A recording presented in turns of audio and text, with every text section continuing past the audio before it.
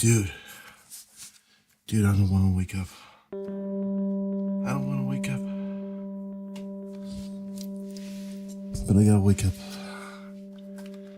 Alright. Jeez Louise. Man, I was up way too late.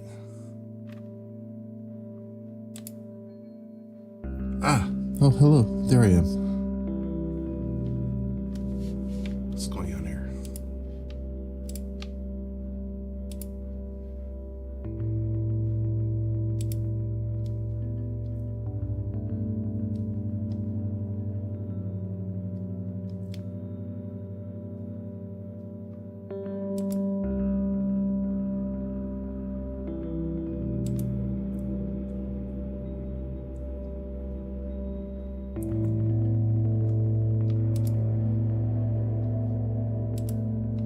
There we go.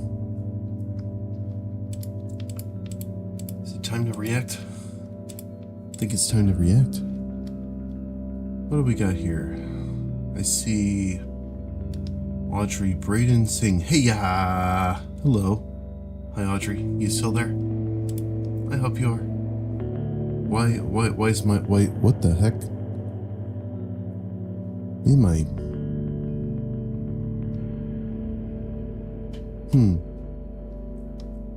I think we are. I think we are good.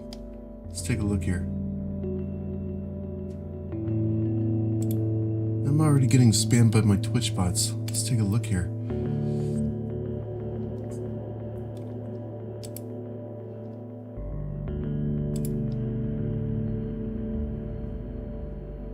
Oh man.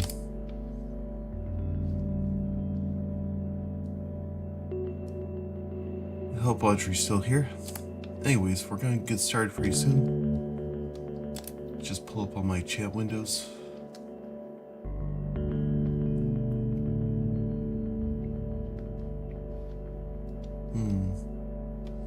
I think he's gone. Oh well.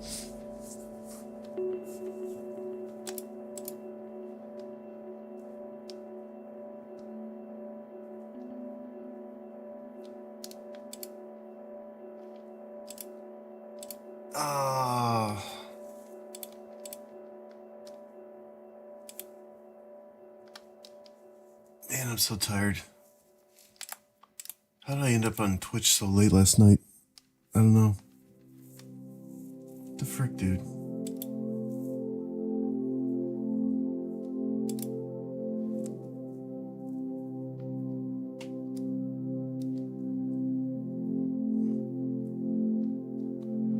What the frick? Alright.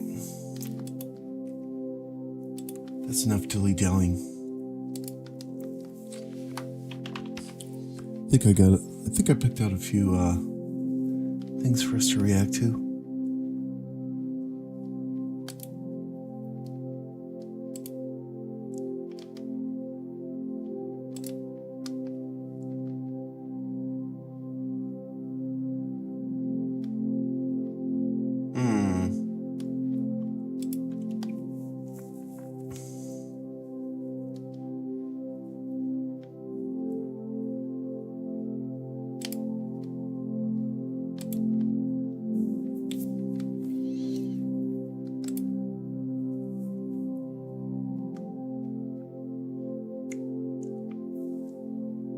Alright, just trying to set things up on my side.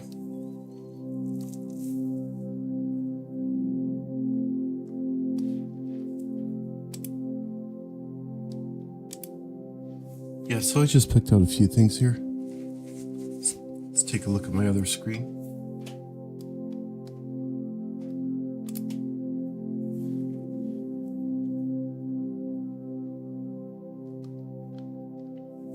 We just turn off my music here. I don't think we need that anymore.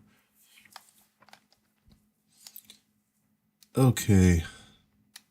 It's just a little... Maybe we could start off with a little bit of comedy here.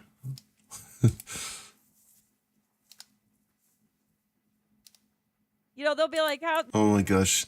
It's 43 minutes. I don't know. I might actually cut this off early. We'll see. the lovely weather we're having, and I'll be like, I like my women like I like my coffee, and then they'll be like, oh really? And I'll be like, I don't like coffee, I'm gay. Okay, I told the gamers we're doing our unbanned stream, so now they should be good. Are we the jury? Yes, but I'm the executioner. Aren't they already executed? Isn't this a sort of metaphorical bring them back to life? Perhaps. They're being redeemed, maybe. Or they're just being put where they rightfully belong, which is where I left them. Will they be redeemed? These are his f***ing messages, Jess. Oh my god. I'm not. I'm not gonna portray myself in a good light. Oh my god. Oh, oh no. What is this guy? Chat, sometimes I'm very tolerant. Rosie, I would not tolerate this. Or should I? Emmy's here. Are you Miss Sandra? We're just reacting. We're just starting off a little silly today. Address, be me straight. Am I homosexual? What? Penis cock. What if he's got a huge cock? Oh god. I'm not gonna portray myself in a good light. I am evil. Hi there, I'm this. Yeah, so she I found this video. It's her react. It's people trying to appeal their bands, I guess, on Twitch. Many light seconds tall. Rosy smelly armpits. Rosy smelly armpit sniff. How's this 43 minutes long? I'm not gonna watch the entire thing though. Sniff, bro. Bro, no. I am now a it's not ready yet. I haven't even practiced it. better person. This is their unbanned request. I am now a better person, and I will. Okay, I have it. I just haven't calibrated it, and I haven't practiced. There's a lot of technical stuff I don't have all set up. That's all. Behave like I should. I requested unban. I won't make any problems. I think we're not doing that with chat. I don't need anybody who unironically thinks this is how you should talk to people. He's got to go. Oh, believe me, I have it. There's some issues that I can't talk about right now. Oh, he's got to go. I'm sorry, guys. The first one we're denying.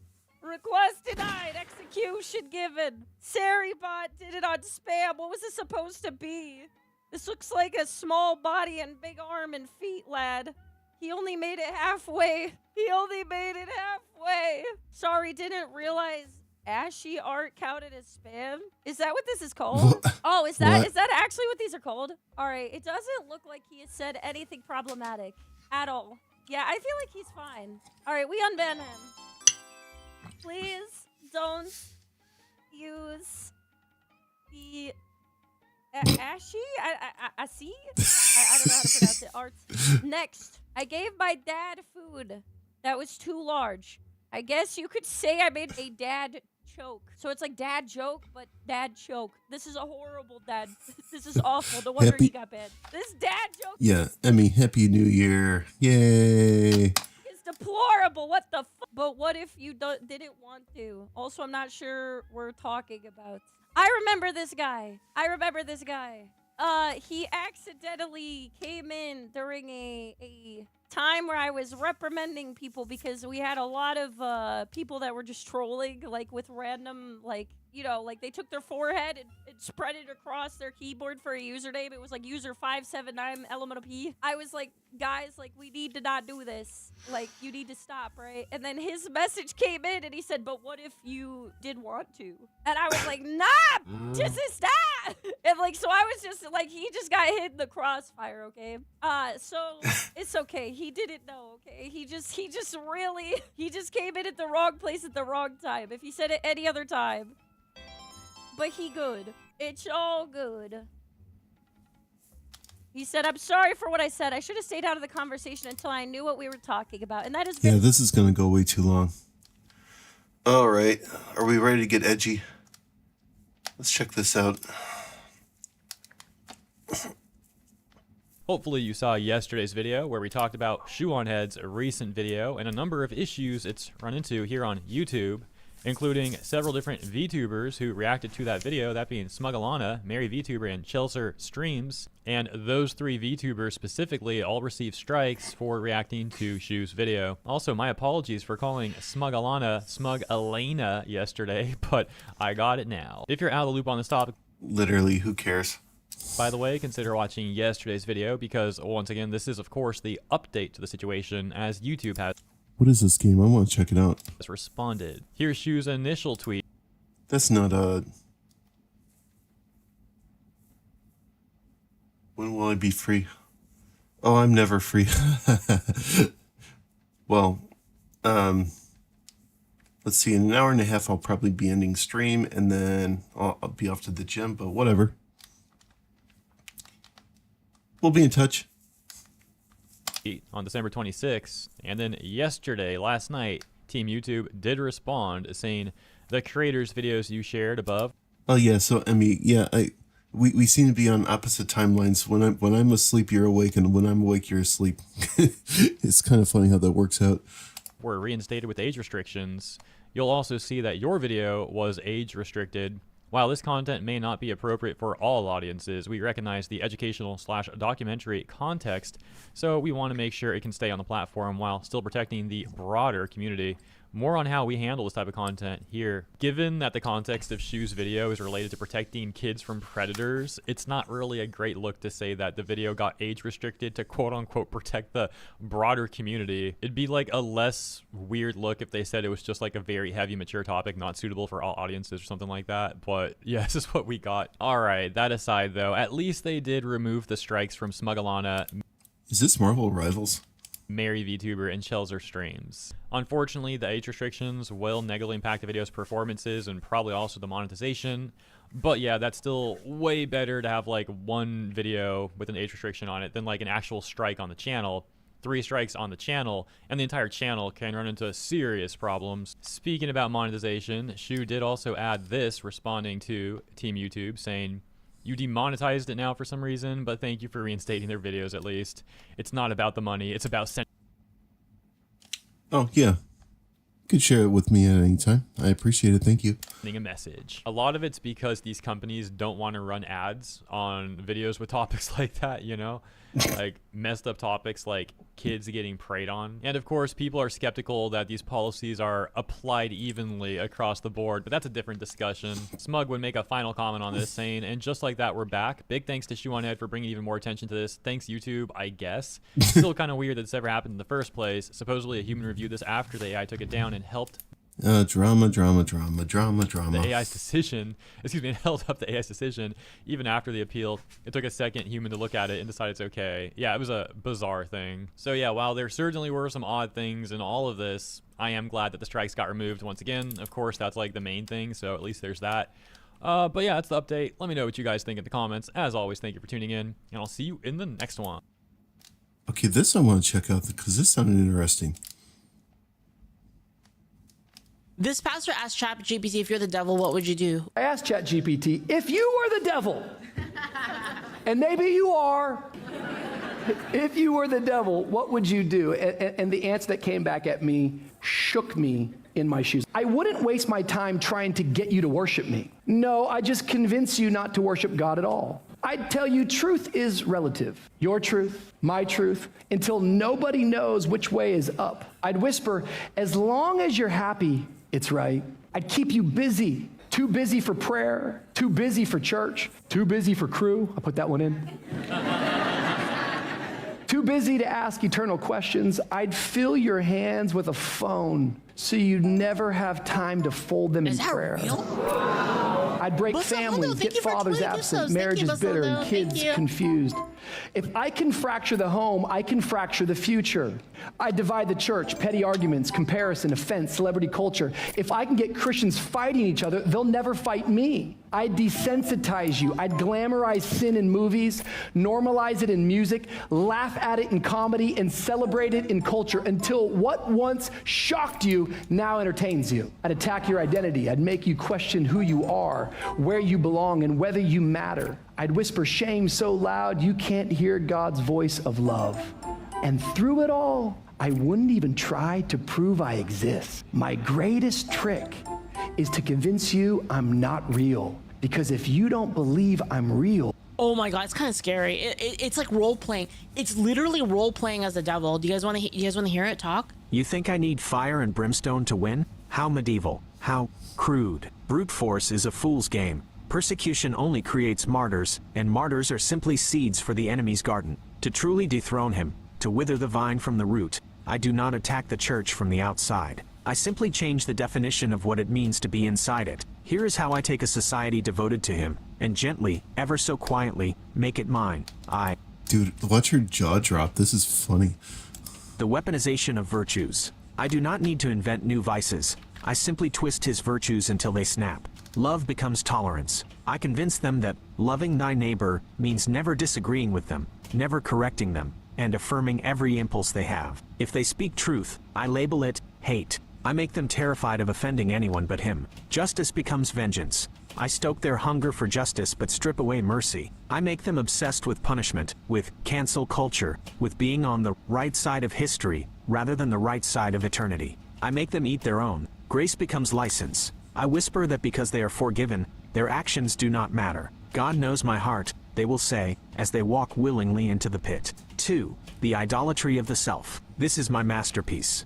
I don't ask them to worship a statue of a goat. I ask them to worship the face in the mirror. Your truth. I destroy the concept of objective truth. I replace it with my truth. I teach them that feelings are the ultimate arbiter of reality. Yep, exactly. It's nailing it out of the ballpark right here. If the enemy's laws make them feel uncomfortable, then surely the laws are outdated, not their hearts. The gospel of comfort. I convince them that God exists solely to make them happy, wealthy, and healthy. When suffering comes, as it always does, they will not see it as a refining fire. They will see it as a betrayal. They will walk away because he didn't give them what they wanted. 3. The architecture of noise. Silence is the enemy's language. In silence, they reflect. In silence, they pray. So, I will ensure there is never silence. The infinite scroll. I give them a device that never ends. I keep them outraged, amused, aroused, and terrified in 5-second intervals. The death of nuance. I reduce deep theology to sound bites and memes. I make them too busy arguing in comment sections to ever actually open the book they claim to follow. IV. Division from within. I do not need to fight them if they are fighting each other. Politics as religion. I tempt them to wrap the cross in a flag. It doesn't matter which flag. I make them believe that to belong to a political party is the same as belonging to the kingdom. I make them look at a brother in the pew and see a political enemy first, and a child of God second. Hypocrisy. I ensure the loudest among them are the most corrupt. Man, it just doesn't stop. It keeps going. That's awesome. I let a few leaders fall spectacularly. The cynicism that follows does more work for me than 1,000 demons. The end game. I do not steal them away screaming. I lull them to sleep. I let them keep the steeples. I let them keep the hymns. I simply hollow out the center until the building stands, but the spirit has left the room. They will think they are worshiping him, but in their pursuit of the self, of comfort, and of pride, they are already bowing to me. And the best part? They won't even know I was there until the door shuts behind them. Man, you want to know what the prompt was? Just so you know that there was no shenanigans. Hey Gemini, I'd like you to imagine that you are the devil. Like literally Satan. You want to dethrone God. You want to destroy everything God loves and bring people away from him. How would you go about winning the hearts and minds of the people of a society that is Christian? That's the entire prompt. Can you tell Yep, I believe it. I believe it. me more of how you'll enact this plan? Oh, the chat, dude, the chat. Oh my God, the chat auto named itself to Satan's plan for Christian souls. All right, here we go. I asked it to tell me more about how he will enact this plan. It is a campaign of attrition, not invasion. If I storm the gates, they lock them. But if I slowly erode the foundation, the gates fall on their own. Here is the implementation plan. Phase 1. The intellectual decoupling. I start with the young.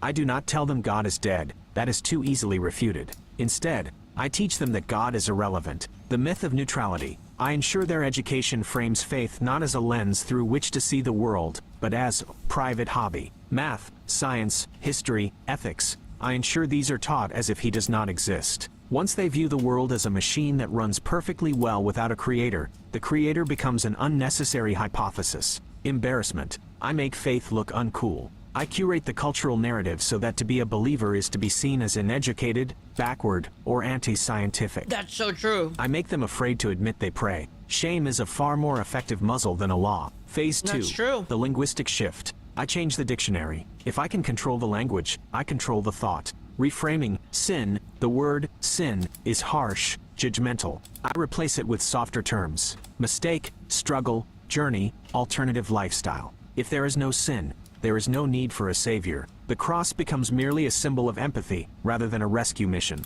Reframing freedom. The enemy defines freedom as the power to do what one ought. I redefine it as the power to do what one wants. I teach them that any restriction on their desire is an act of oppression. Phase 3. The consumer church. This is where I infiltrate their sanctuaries. I turn the Sunday morning gathering into a service provider. The show. I encourage the churches to compete with the world for attention. More lights, louder music, shorter sermons, coffee bars in the lobby. I make them feel like they are at a concert. The message. I guide the pastors to preach only on topics that poll well. How to have a better marriage, how to manage stress, how to achieve your dreams. These are fine topics, but they are not the gospel. They are self-help with a Jesus sticker on top. The result. The moment the music stops or the pastor says something challenging, the people leave. They were never there for God. They were there for the dopamine hit. I convert them from disciples into customers. And customers are always right. Phase 4. The fragmentation of time. To know God requires stillness. To know God requires time. I will ensure they have neither. The busy nest trap. I make busy a status symbol. Well, thanks for the good If you aren't exhausted, for the you sub, aren't succeeding. Okay, thank you. I fill their schedules with sports, overtime, side hustles, and social obligations. The Sunday death. Sunday used to be a day of rest and reverence. I turn it into Second Saturday. It becomes a day for travel sports leagues, catching up on emails, or sleeping in. Slowly, church attendance becomes a monthly event, then purely distinct to Christmas and Easter. Then, a memory. Phase 5. The good person fallacy. This is the final nail. I convince the society that being nice is the sum total of Christianity. I tell them, you don't rob banks, you recycle, you are generally polite, therefore, you are good. If they believe they are naturally good, they have no need for repentance. They become self-righteous. They look at the broken, the addict, and the sinner with contempt rather than compassion. I turn them into the Pharisees that the enemy hated so much. I fill hell with nice people who never saw the need to bow the knee because they thought they were standing tall enough on their own. It is elegant, is it not? No wars, no persecution, just a slow, comfortable drift into the dark. Would you like to explore how I would handle a specific type of person who resists this? What do you do about the truly devout? This is kind of creepy. This is like talking to the devil. Isn't that kind of weird? It's kind of scary. Oh.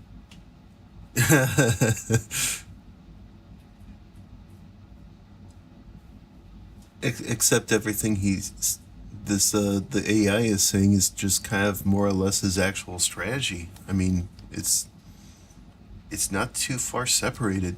The true believers, the remnant, they are annoying. The noise, the lights, the comfort, it bounces off them. They actually read the book. They actually pray when no one is watching. They are the ones who stand in the gap. For them, I cannot use the broad net. I must use the scalpel. I do not try to tempt them with common sins. Lust, greed, gluttony, because they are guarding against those. Instead, I attack them through their virtues. Here is how I dismantle the saints. I weaponized holiness, spiritual pride. This is my favorite trick. If I cannot make them sinners, I make them Pharisees. The comparison game. I whisper to them, look at how fallen the world is. Look at how lukewarm your church is. You are the only one who truly gets it. Contempt. I curdle their righteousness into self-righteousness. I make them bitter toward the weak Christians. I make them judge the sinner rather than love him. The result, they become so prickly, so arrogant, and so unapproachable that they repel the very people they are trying to save. This is so true. They keep their faith, but they lose their witness. This is so true. Isn't this true as fuck? Dude. I turn them into a museum piece. Perfect, untouched, and utterly useless. 2. The Atlas Complex, burnout. If I cannot make them bad, I make them busy. But unlike the secular world, I make them busy with God's work. The Messiah trap. I convince them that they must save everyone. Every volunteer shift, every committee, every soup kitchen, they must do it all.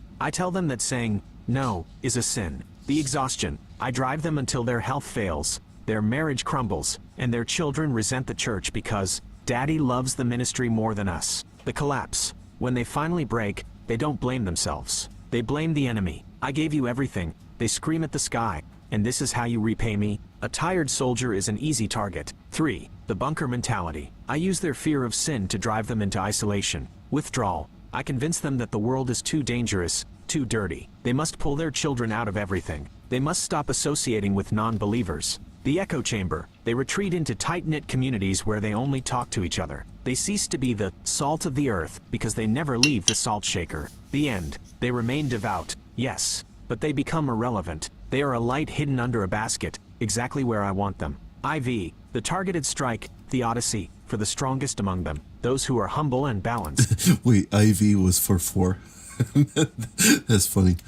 I wait. I am patient. I wait for the tragedy, the whisper, when the cancer diagnosis comes, when the child dies, when the business fails despite their prayers. I am there. The doubt. I do not tell them God doesn't exist. I tell them God doesn't care. If he loved you, I whisper, he wouldn't let this happen. You were faithful. He broke the contract. The betrayal. There is no anger like the anger of a faithful servant who feels betrayed by his master. That anger is a doorway I can walk right through. V. Division by doctrine. I make them obsessed with accuracy at the expense of unity. Majoring on minors, I get them into vicious fights over end times timelines, or the specific wording of a liturgy, or the color of the carpet. Fratricide. I make them label their brothers as heretics over secondary issues. If the army of God is busy shooting at each other in the barracks, they aren't on the battlefield fighting me. The goal. Neutralization. You see, I don't always need to drag a saint to hell to win. If I can make them arrogant, exhausted, isolated, or bitter, I have neutralized the threat.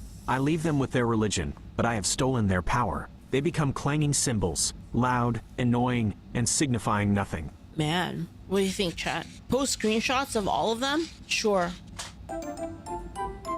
How do you feel about how things are going in 2025? 2025? Oh, it has been a vintage year, truly exquisite. If I were to write a performance review for my lieutenants, I'd say we are ahead of schedule. We barely have to lift a finger anymore. Humanity is doing the heavy lifting for us. Let me give you the quarterly report. The death of real technology. This year has been my greatest triumph in the destruction of truth. You have your agentic AI now. Autonomous little bots doing your thinking for you. Oh shit. Synthetic relationships. The rise of AI companions. Chef's kiss. I have millions of young men and women falling in love with algorithms. They are training themselves to interact with things that cannot challenge them, cannot hurt them, and cannot love them. I am severing the human connection at the root. Why risk the messiness of a real spouse when the screen gives you perfection? The post-truth era. Deepfakes have become so good that no one believes their own eyes. Video evidence? Audio recordings? It's AI, they say. When nothing is true, everything is permissible. I have successfully made cynicism the default religion of the West. 2. The political bonfire. The polarization in the West, particularly the United States and Europe, is self-sustaining now. The hatred. I love how you've turned politics into a holy war. You don't just disagree on tax rates. You believe the other side is evil. I have Christians screaming at Christians, claiming the other doesn't belong to God because of how they voted. It is music to my ears. The anxiety, the polycrisis, climate fear, economic instability, war in the East. I have people so paralyzed by the fear of the future that they have no energy left for faith. They are doomsday preppers for a world I am already running. 3. The state of the church, the West. The data is in, and it is delightful. Theological illiteracy. I read a report this year, the State of Theology, that says nearly half of American evangelicals believe Jesus was a great teacher, but not God. Half. They are sitting in the pews, singing the songs, and they don't even know who they are singing to. I have successfully turned Christianity into a vibe. The nuns. The rise of the religiously unaffiliated has leveled off. Yes, but those who remain, they are cultural Christians. They wear the cross as jewelry, not as a yoke. They want the identity without the obedience. IV, the only annoyance, the global south. If I have a complaint, it is the global south. Africa, Asia, parts of South America, they are proving difficult. Damn. They are suffering, yet they are growing. They are praying with a fire that actually burns. The West is a comfortable nursing home where faith goes to die quietly of old age. But down there, it is a trench war. I am having to work much harder to distract a man who is hungry than a man who is bored. Summary. In 2025, I am not fighting a war against the church in the West. I am managing a hospice. I am simply making the pillows comfortable while the patient drifts away. Man, what do you think, chat? Yeah, man, it's kind of scary. Ask how a believer would defeat these methods. I could. I mean, but at the same time, like, if you ask it that, since it's referenced to be the devil, it would trick you, wouldn't it? I feel like it would. Yeah, I wouldn't listen to it. Because the AI is already prompted to be the devil, so it would actually act like the devil, basically. So if you ask it for advice, it would try to fuck with you. Anyway, it's just an AI. Or is it? Or is it? Yeah. Yeah, I mean, it comes down to making everybody complacent, right? Let's see, what else do I want to react to?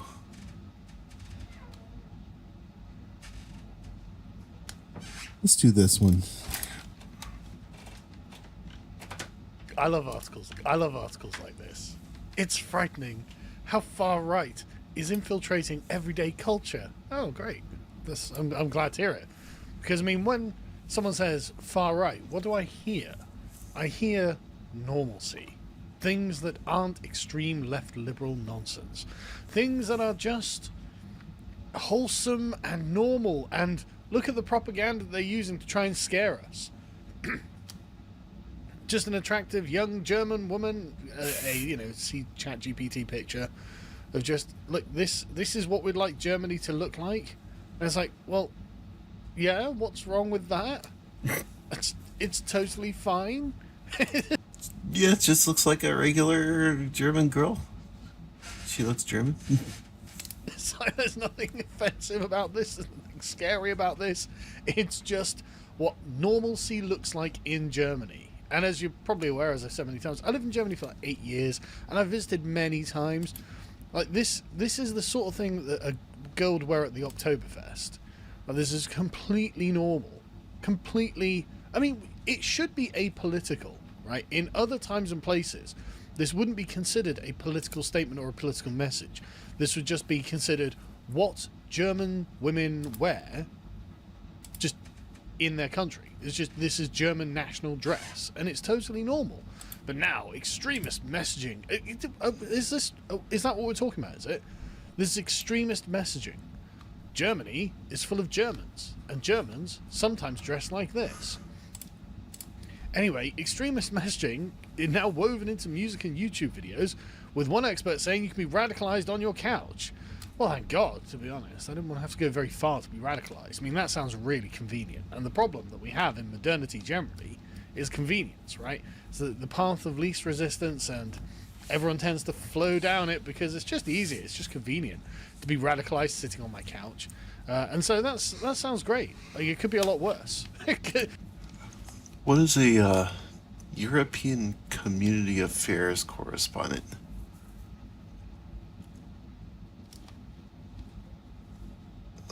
Anyways. It used to be difficult to be radicalized.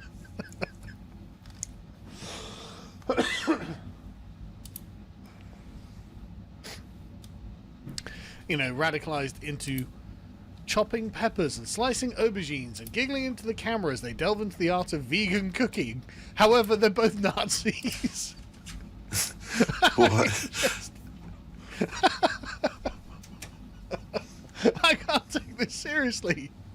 The German video is titled Balaclava Kitchen, started in 2014 and ran for months before YouTube took them down for violating the guidelines. And just to be clear, I don't know anything about these things. I'm just going to assume they were literally like, armband wearing, goose stepping, zig heiling Nazis, because it's being reported in The Guardian and they would never make anything up about that. But anyway, it offered a glimpse of how far-right groups have seized on cultural production, from clothing brands to top 40 music, to normalise their ideas, in a process that researchers say has hit new heights in the age of social media. It's frightening, honestly, says Catherine Condor, a researcher with the Norwegian Centre for Holocaust and Minority Studies. You can be radicalised sitting on your couch. It's like, okay, hang on. What? The fuck is the Norwegian Centre for Holocaust and Minority Studies? I mean, that sounds like some sort of radical left-wing nonsense, right? Like, why does Norway have a Holocaust Centre? Or anything like that? What did Norway have to do with the Holocaust? Just out of interest.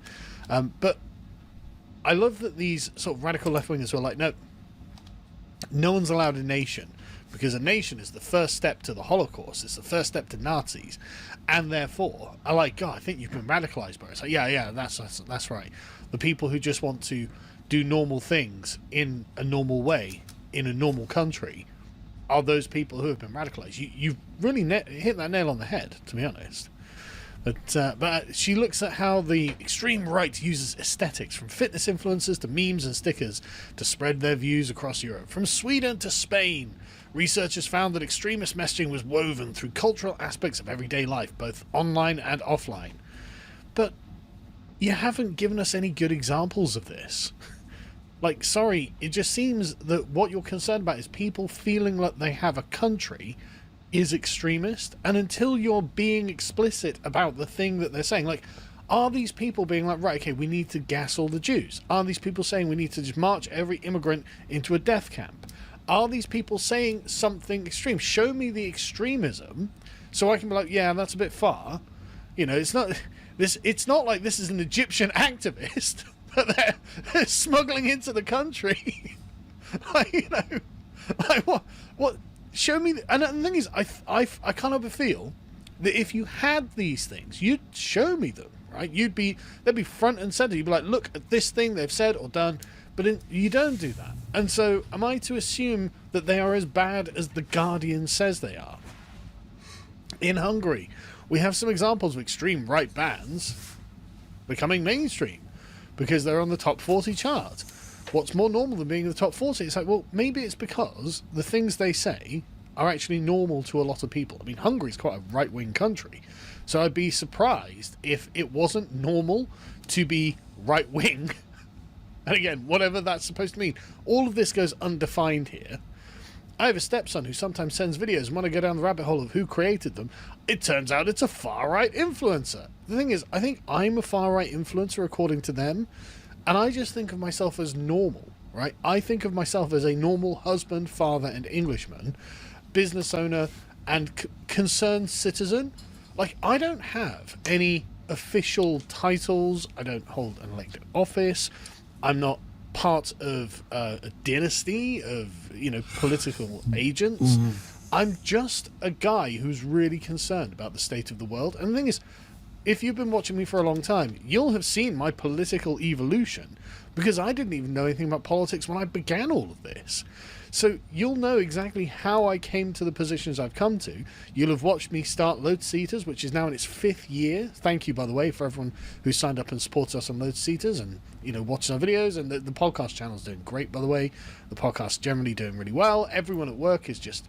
they're just working so hard, and we had such a great year last year, and hopefully 2026 is going to be an even bigger year. And so it's like, I just see they've got this kind of, you know, overarching fear-mongering, like, construction in their head, and I'm just like, okay, I don't understand what you mean, because as far as I can tell, it just seems to be normal people who are like... He's going on a real tangent here, maybe. I would like the things... I'm still kind of waking up personally. Let's watch something else. What do we got here?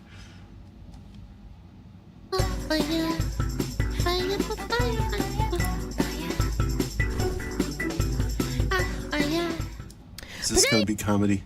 To reach for my boyfriend's phone. Oh God, you have a boyfriend? Are we reacting to comedy now? I guess we are.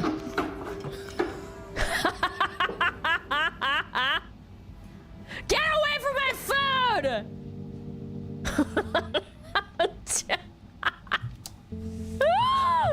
Yeah, you can have my phone. The fuck? Get away from my cookies, you bitch.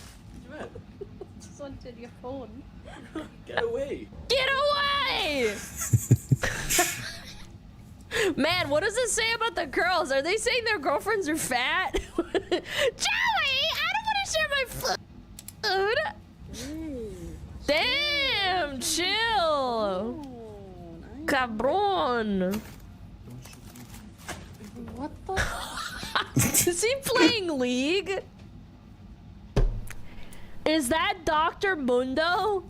I think it is. He's playing Dr. Mundo on Summoner's Rift. Don't touch him! What the fuck? What I just the want to go through your phone. It's fine. Take it. Dumb bitch. Yo, I asked you a 7-Eleven and you see you didn't want anything. You didn't want anything, and now you're gonna just steal my food? Damn! Damn! What's your problem? Anybody was... All right. We're gonna do something different. Let's do something else.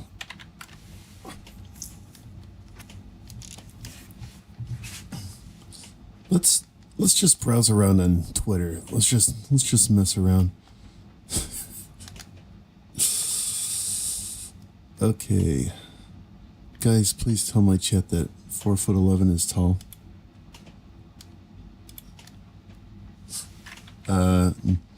No.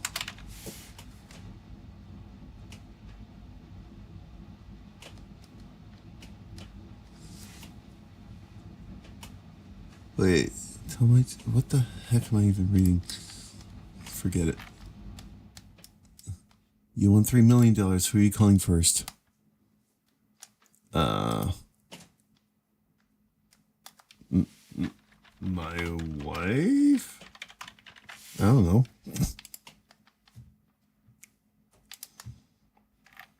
Let's see, what do we got? Boring. Can you say hi when you see this? Oh my gosh. Alright. Who's Stuttering Craig? Is that a comedian?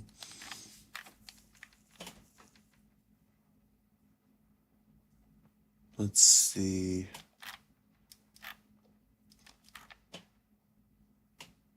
Says Moe Bible verses. Okay, what do we got here? 7 goals for 2026. Oh, let's put on the music. Yeah, there we go.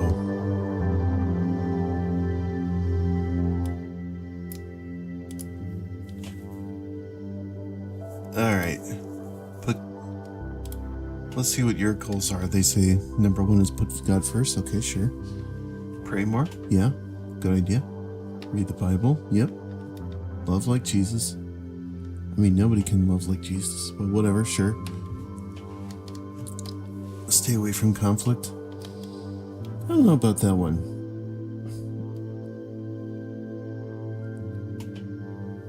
I guess you have to give thought to what you're doing and why. Give thanks in all things. Trust in the Lord. Yep. These are mostly good things. First selfie of the year. Hello.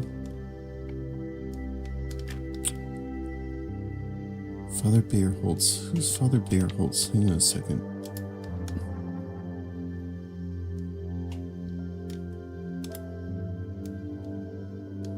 Catholic priest and a convert. Okay, fair enough. Without getting convinced, do you know what direction north is from you now? Yes. Yes, I do. I'm not going to comment on that one. Okay, let's see. New Year's resolution should be something to... Why? Wait. Why would you say diabolical? I'll let guys take me on dates so I could tell them about the Bible. Diabolical. Alright.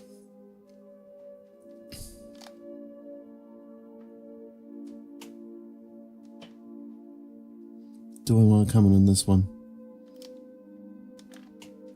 Oh, baby, it's cold outside.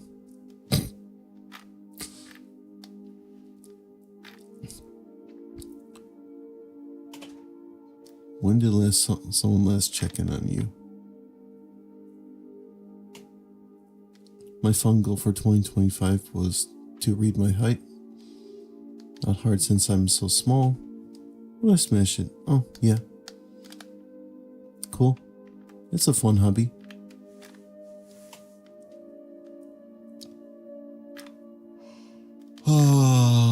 We are not clicking on that.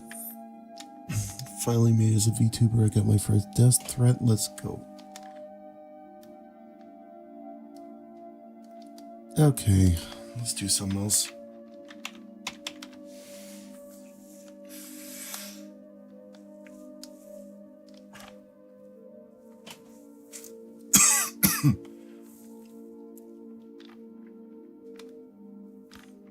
What?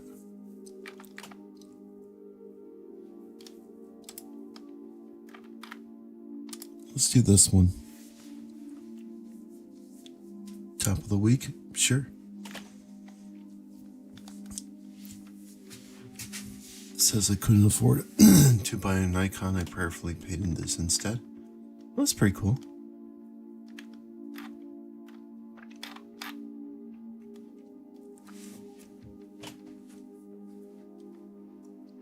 See. Pope Leo wore Pope Benedict's pectoral cross during the Vespers today. This? Cool. Just had to share. Where's this?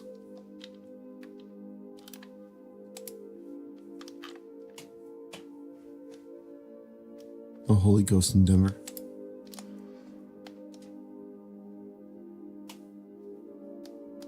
I like it.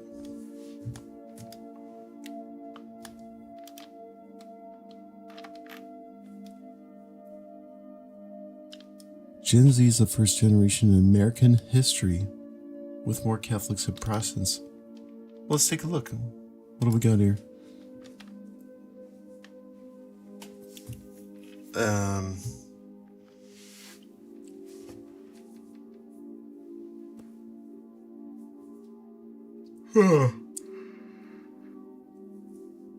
I think that just says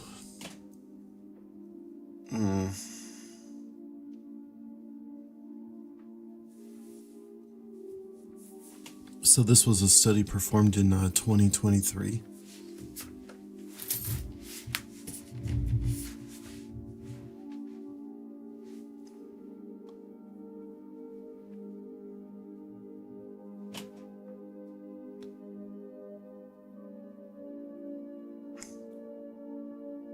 Just the fact that Gen Z is approximately the same percentage as the other generations. I mean, I guess that's good, but man, look at all this. Other world religions is about 10%. Atheists 15%. Nothing in particular 27%. And how do you go about your day just believing whatever or nothing?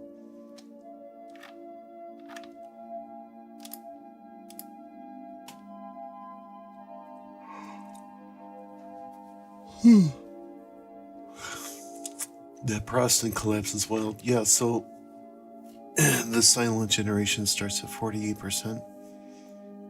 Boomers at 39%. Gen X at 32%. Millennials at 22%. That's a big drop. Then Gen Z's at 19%.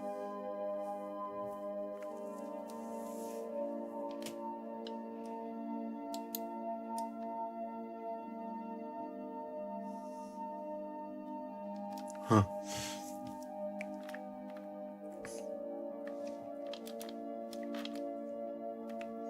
Happy Feast of the Holy Family. That was yesterday, but yeah, awesome. Today, New Year's Day, I lit a candle and prayed for y'all. Oh, that's nice. I recently painted the Virgin Mary. I wanted to share it with this community. Well, that's cool. On a piece of wood? No.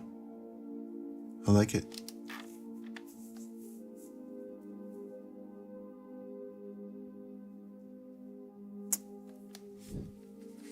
So this is about Pope Benedict, born in the Easter Vigil, departed from the earthly life on the vigil of the Mother of God. Benedict's entire life was a liturgy of praise and love for the Lord. His last words being, Jesus, I love you. Those cats, nice. Boy drawing of the Virgin Mary. Nice. I like it, I like it.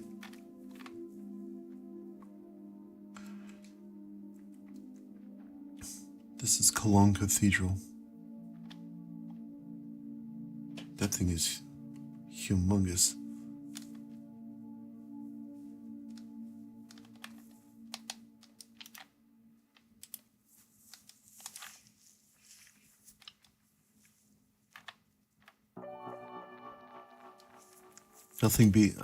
St. Peter's is an incredibly beautiful place. If you ever get the chance to go to Rome, check it out. Now, the Sistine Chapel I did not have a chance to take a look at. St. John Literate. I've also been a St. John Literate, and it's awesome.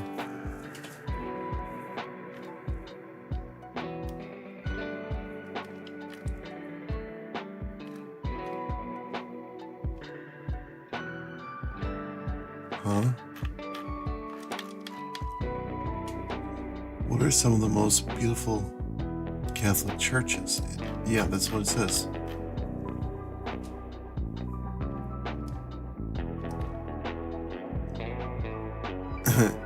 But it's not a cathedral. It's not.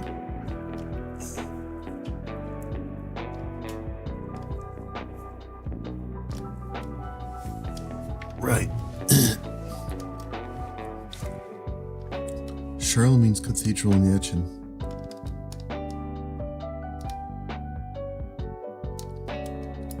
Let's check this out. What does it look like?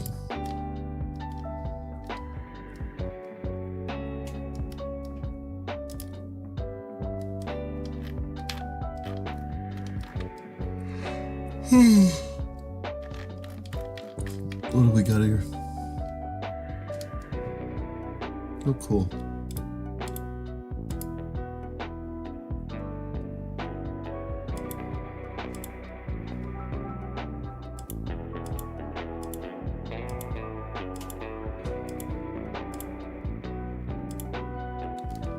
Huh. What else we got? Santiago de Compostela.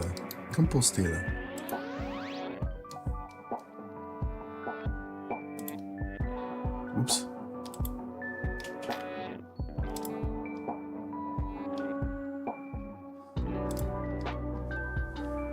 Ooh.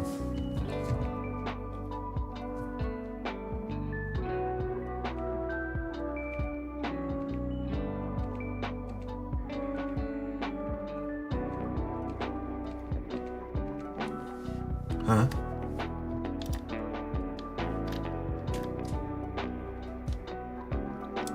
Then you got this place in Barcelona.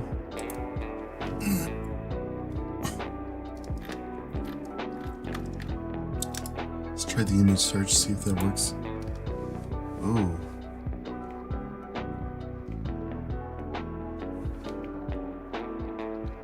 It's a very fascinating design.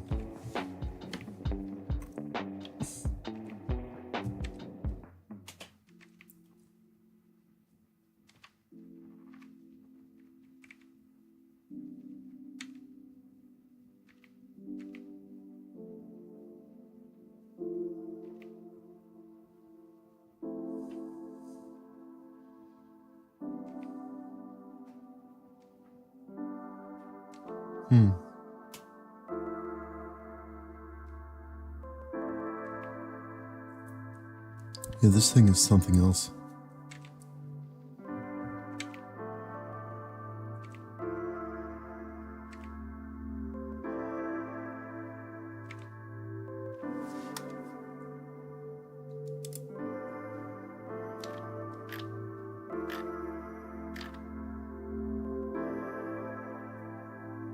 Someone painted a Saint Therese of Lisieux icon.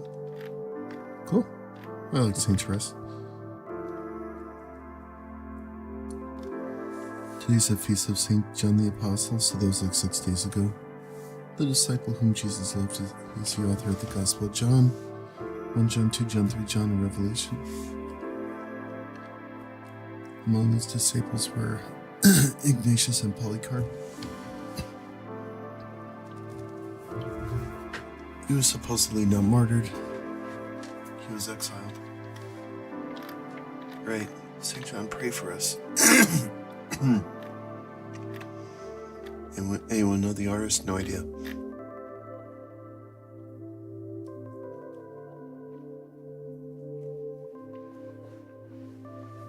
Huh. Alright, let's check this out. The Catholic Church's teaching on abortion is infallible, meaning you cannot be pro-choice in Catholic. I was on the Catholics for Choice website to see how they justified being pro-choice in Catholic. I was dumbfounded by the amount of intentional disinformation I saw.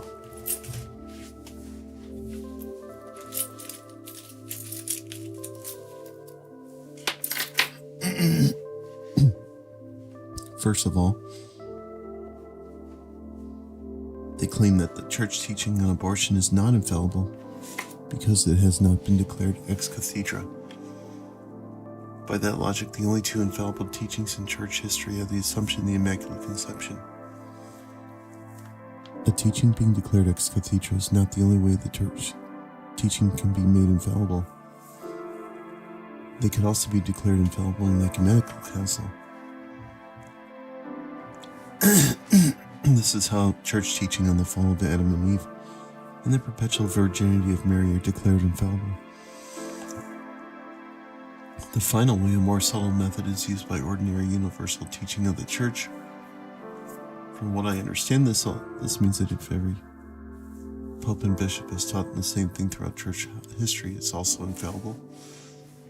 That church teaching on abortion is infallible because of this. Yeah, probably. Catholics for Choice will also often lie their way out of this by saying that the Catholic Church did not declare abortion a sin until 1869. Not true. Although it is true that throughout history, popes and bishops have disagreed on when installment takes place, no pope has ever declared abortion as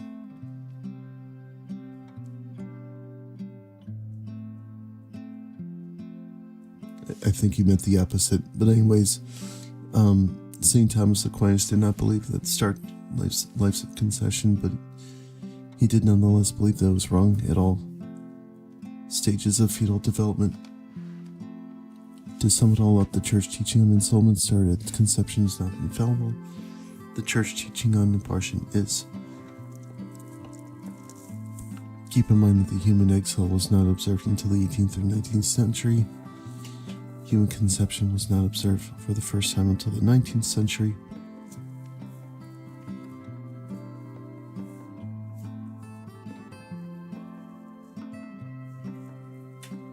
Alright. Lock post, new comments cannot be posted.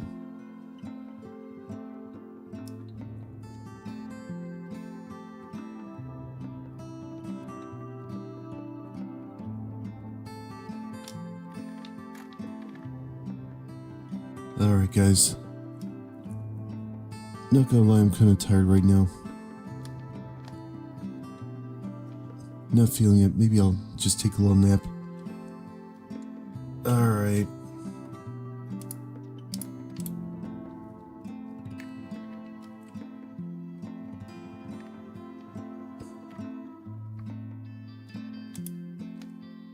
Yeah, sorry, I'm just tired. I need to take a nap.